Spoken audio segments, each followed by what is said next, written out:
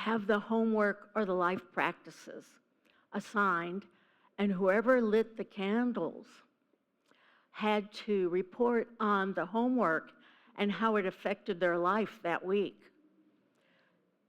No rehearsals, just light the candles, and then Jonathan would interview us.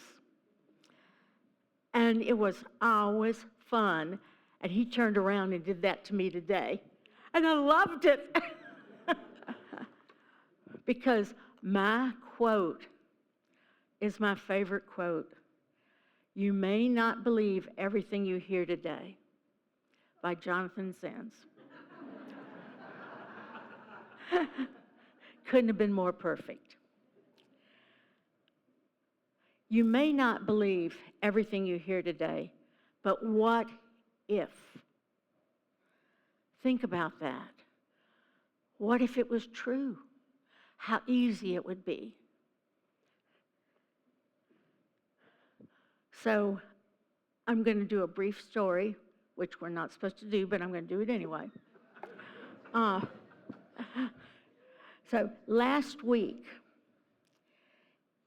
our homework or our life practice was pause at least 3 times and notice where life might feel discordant.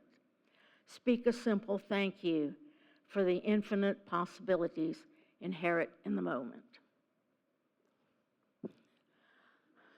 I was so blessed. I got to go to Saddlebrook, and the service was magnificent. I encourage everybody, if you have a chance, to go. It's really wonderful. After the service, because I had carpooled up there with Sherry, because I don't drive at night, I got in the car with her. We were ready to come home, and my seatbelt ate part of my clothes. Yeah. And I couldn't get it out. I couldn't click it, and I couldn't get it out. So I told Sherry, I said, I'm stuck. And we were still in the parking lot, which was really good. We weren't driving. And she pulled, and she tugged, and I pulled, and I tugged, and it would not budge. And so then we started to laugh and thought of all the absurd possibilities, like in 3 days, if I'm still in the car in the parking lot at church, would people notice? Or would they, a week later on Sunday, would they come and say, are you hungry? And I'd say, no, Sherry throws me a sandwich every day. So we just got crazy. And I said, well, when we get to my house, I'll go in the house and get some scissors and just cut myself out. And she said, if you're stuck, you can't get the scissors.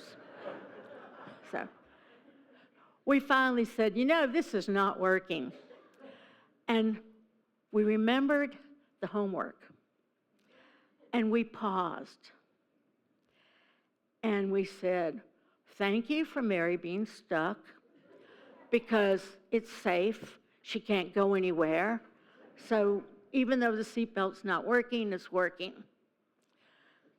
The minute we did that, the seatbelt went click.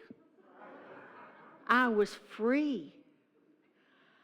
Now you have to understand the universe has a great sense of humor, because that's what it did. The minute we paused, all the infinite possibilities went zip, zip, zip, zip, zip, let it go, pop, and there we were. So I invite you to try the homework or the life practices. See where they take you. You might really be surprised. And your seatbelt might just work.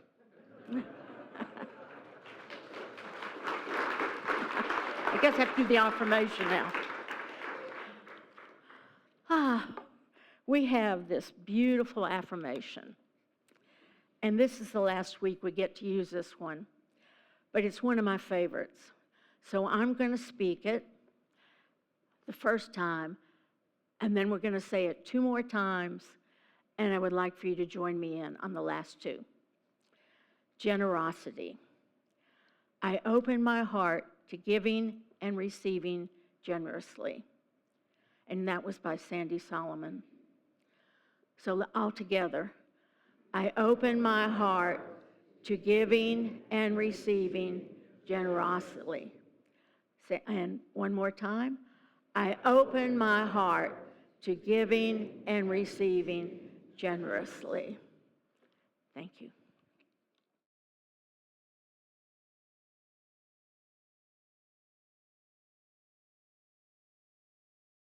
It was pointed out to me that I look a little bit like Mr. Rogers today. Yeah, but you know what? I have a feeling, I have a suspicion that that particular quotation, that particular song lyric, may have actually been inspired directly by Mr. Rogers. Because I don't know if you know what happened around 9/11. He came on and he did this kind of public service announcement to help with children who were feeling fear around what had unfolded on 9/11. And he was speaking to the parents and how to work with their children in addressing the fear.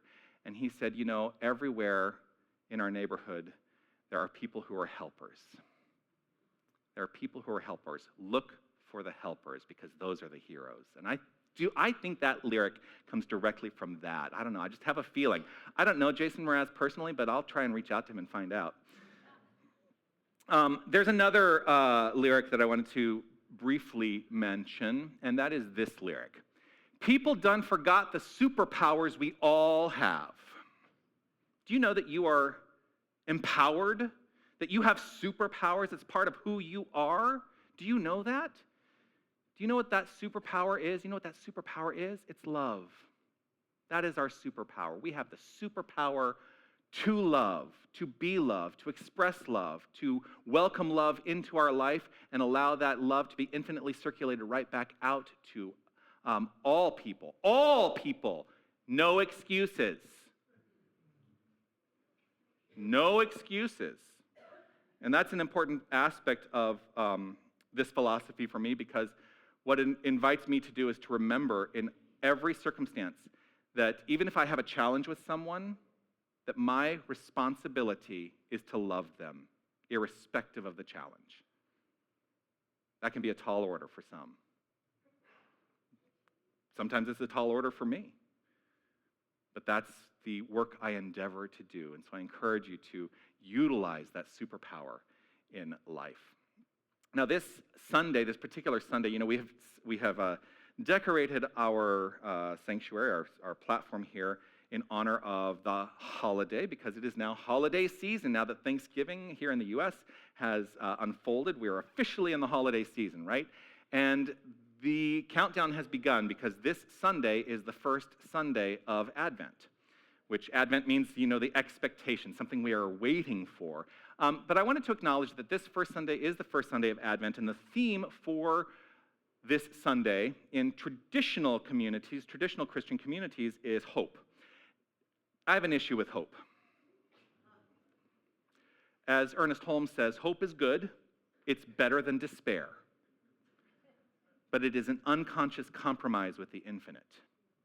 And so what I am inviting us into is this consciousness that we are grounded in faith today, because that is a step beyond hope. Now, I also say that hope for me means having only positive expectations, because I love a good acronym. Having only positive expectations. But for me, to really ground myself in faith, which means I am in a deep state of trust, I'm in a deep state of belief, I'm in a deep state of confidence, and I am in a deep state of conviction. That when I am rooted in that conviction, that faith, that my prayers are answered always, no matter what. We teach prayer as a fundamental path to the shifting of our mind. And when we shift our mind, and when we shift our belief system, then what flows forth, of course, is the construct of our lives. And so let us step away from trying to manipulate the things out there, and let us move forth with the conviction, the faith, that our beliefs thoughts and feelings are all working together to create the constructs of our lives. And so, today is also the 5th Sunday of the month, and on the 5th Sunday of the month, I deepen into a great sense of faith, because I don't prepare a Sunday message on the 5th Sunday of the month. Please don't start shouting out numbers until I cue you. There are 5 bags here. In each of these bags is a different book. Would somebody please give me a number between 1 and 5? I heard 3 first. Now, I have been accused in the past of having the same book in every bag. So in number 3 is the book, The 5 Principles.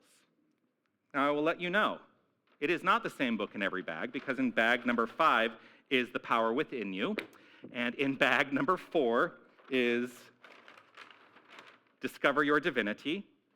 In bag number 2, I'm not going to pick this one up. In bag number 2 is The Science of Mind. And in bag number 1 is The Power of Decision. So it's not the same book in every bag.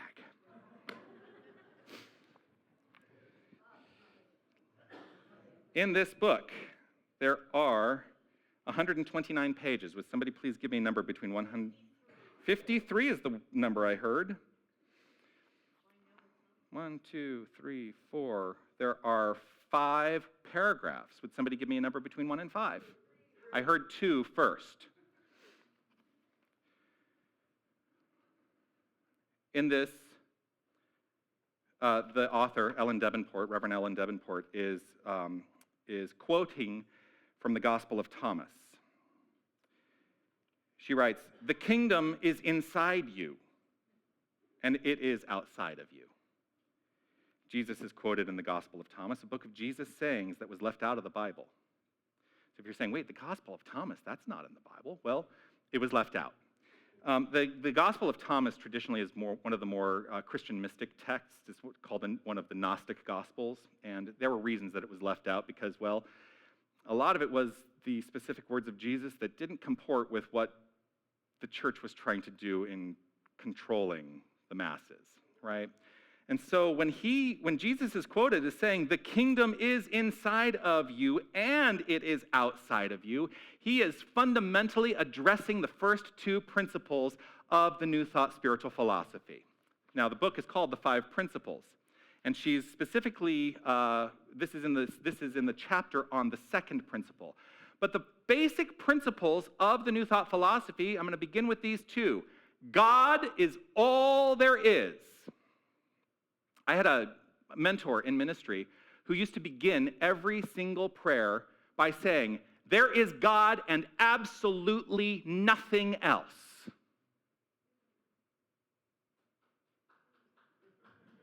Well, alrighty then.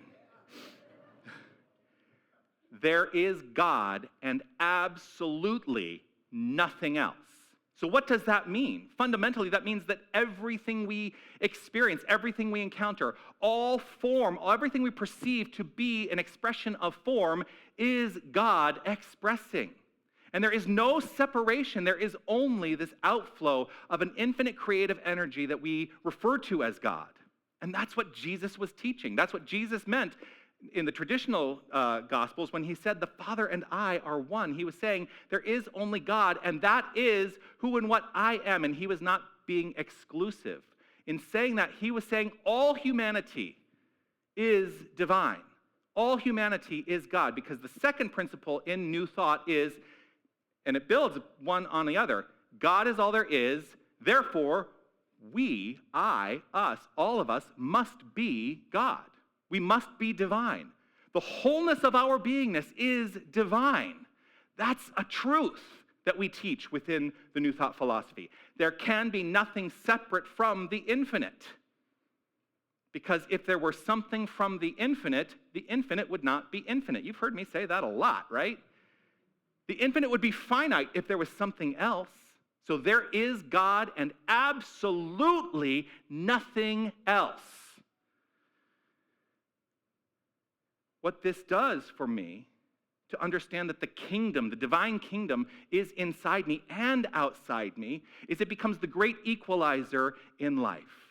And as I experience life, then I can do what I talked about before, which is love only. Irrespective of circumstances, irrespective of people's behaviors, I am rooted in the notion of love only. It becomes the great equalizer because as I understand the truth of my being, as Jesus stated it, the Father and I are one. And that's antiquated language. We use different language to express that idea now. But as we allow ourselves to adopt and absolutely embody this principle, then what happens is I begin to understand that every single person, all creation, everything that exists is the same as me. Expressing uniquely, because unity does not mean uniformity, but I understand that on a fundamental level, I am you, you are me, we are one. That is the infinite wholeness that we strive to express in all things in unity. So the Father and I are one. The kingdom is inside you and outside you. There is no separation. There is no separation. And so, how might life unfold from that point of view? What might life look like from that point of view? What would fundamentally change in your life if you adopted that point of view to such a degree that there was absolutely nothing that could take your mind away from that idea? That is an expression and experience of faith. As I drive down the street, I could no longer look at the people who stand in the medians and think that they were in a hierarchical structure that might, in some people's minds, demean them. What does that do for that individual? It does not lift them up. So what becomes my responsibility as I drive down the street? My responsibility as I drive down the street and I see people who may not have the same things in life as I do, to lift them up in mind and in heart and allow myself to be impelled into action in some direction to support that. That's how life begins to look different from the point of view of I am God, and so is that person. And there is absolutely no separation. We are equals in the infinite. We are equals in the infinite. She continues here, when you come to know yourselves, then you will become known, and you will realize that it is you who are the sons of the living Father. But if you will not know yourselves, you dwell in poverty, and it is you who are that poverty. Now, when we talk about poverty, when poverty is mentioned here, we're not talking about financial wealth. We're talking about spiritual poverty. To think something other than your value in life is to be thinking in terms of spiritual poverty. And your life will show up accordingly. So what would you like to experience in life? If you are choosing to experience a grander, greater expression of life, know your value, know your worth, rooted in the understanding that you are divine, you are God. You are the light, you are the life, you are the love of an infinite power and presence that is absolutely, absolutely unstoppable, which makes you unstoppable in your expression of life. And it never ceases to be. Your expression of life never ceases to be. We may let go of these physical incarnations at some point, but the energy that makes up the you of you will never cease to be. In and of itself is infinite. You are an infinite unfoldment at all times. And so when we let this physical body go, what I believe happens, remember I say, you don't have to believe everything I say, but what I believe happens is that essence of us comes into expression in some new form. Now, some people may say it's reincarnation. I think that's too limited an idea because there's an infinite universe that exists. And I think that there are infinite possibilities for how I may choose to express in the next incarnation. But it never ceases to be, ever. The love we are can never be diminished. the light we are, can never be diminished. It only transforms itself. In science, the very notion of energy is this basic premise that energy can be neither created nor destroyed. It can only be transformed. We are energy, and we are in a constant state of transformation. We're in a constant state of transformation through this thing called life, from what we perceive to be the moment we enter this plane of experience through the day we depart this plane of experience. There is nothing other than change and transformation and unfoldment happening all the time. How many of us are comfortable with change? Oh gosh, I used to be very uncomfortable with change, but you know what? When I embraced the notion that change is inevitable, change, as they say, is the only constant. When I embraced the notion that change is how my life will continue to unfold, it actually gave me a great deal of comfort to relax into that notion. And to know that I also have a capacity to, now I'm going to go into the other principles, to direct that change in some manner. First principle, God is all there is. The second principle, we are that power and presence. We are the light, the life of God. The third principle is our thoughts, beliefs, and feelings are creating our experience. Thoughts, beliefs, and feelings are creating our experience. If we want to change something in our experience, it's not about trying to change the outer appearance. It's about changing something within ourselves. Our thought, belief, our feeling. And we pattern, those things become patterned in our lives as well. And so sometimes it's trying to break the pattern so that we don't rely upon the patterned idea that is perhaps showing up as discord in our lives. We repattern our minds and hearts into something that is constructive in our lives. So, thoughts, beliefs, and feelings create the construct of our experience. And then the fourth principle is this. Prayer and meditation are the primary tools we teach in this philosophy to do just that. Prayer and meditation are foundational spiritual practices within this philosophy. And they are there for the purpose of transforming our thoughts, transforming our beliefs, and transforming our feelings so that the outer experience transforms itself in that inner change. Now, every week,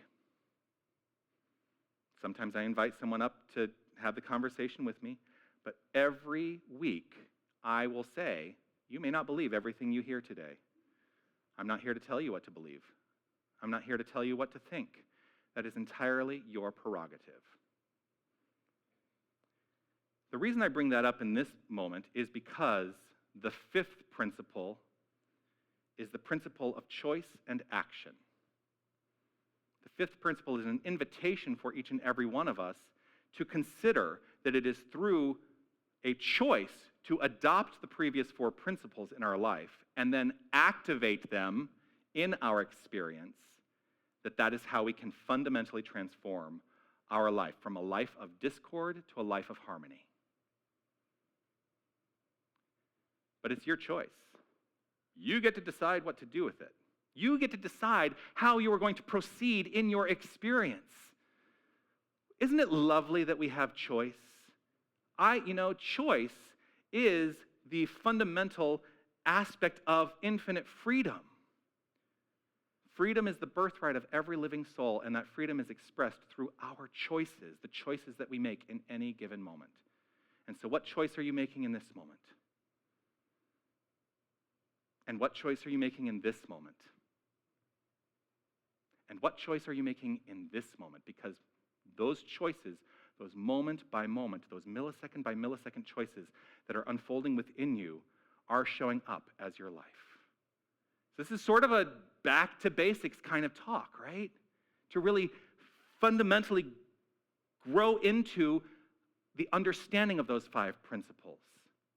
Those five principles grounded in you are that which is, because the kingdom is inside of you, and the kingdom is outside of you, and it is all one kingdom.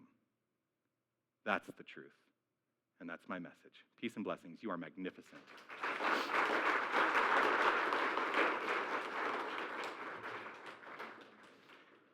I love this book. Yeah, actually, I love all these books. So I found out something.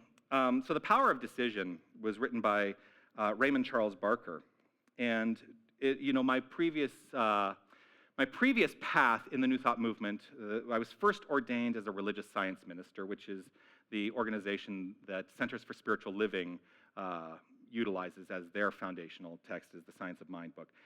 But I always understood Raymond Charles Barker to be a religious science minister. And now was he at Alice Tully Hall? I'm looking to Reverend John back there, because he was at Alice Tully Hall when Eric Butterworth was at Avery Fisher Hall. Yes. So Raymond Charles Barker preached across the courtyard at Lincoln Center from Reverend Eric Butterworth, Raymond Charles Barker being a religious science minister and Eric Butterworth being a unity minister. But you know what I found out recently? Raymond Charles Barker did the opposite thing I did. He started off as a unity minister and later became a religious science minister. So just interesting bit of trivia and knowledge for you. I don't know what that really means. That book, though, as you mentioned, The Five Principles being one of your favorites, The Power of Decision is the book that if people say, well, what book should I read, first, that's the one I recommend. I always say, read The Power of Decision as your first entry point into the New Thought spiritual philosophy, because that, for me, was what really invited me into adopting these principles deeply.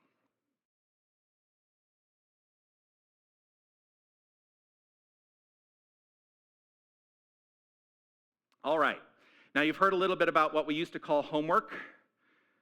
That became known as home practice, and it is now being referred to as life practice. Now, in honor of today being the first Sunday of Advent, life practice is rooted in a practice of faith.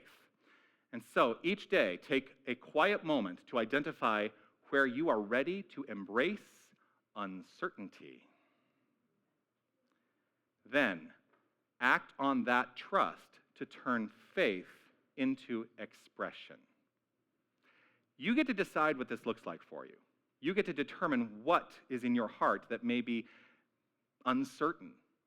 Rather than try to reject it, the call today and every day as we engage in this life practice is to embrace that uncertainty and then act upon that faith, on that trust, to turn that faith into the expression of your life. And just see what happens. Just see what happens. That is the life practice this week.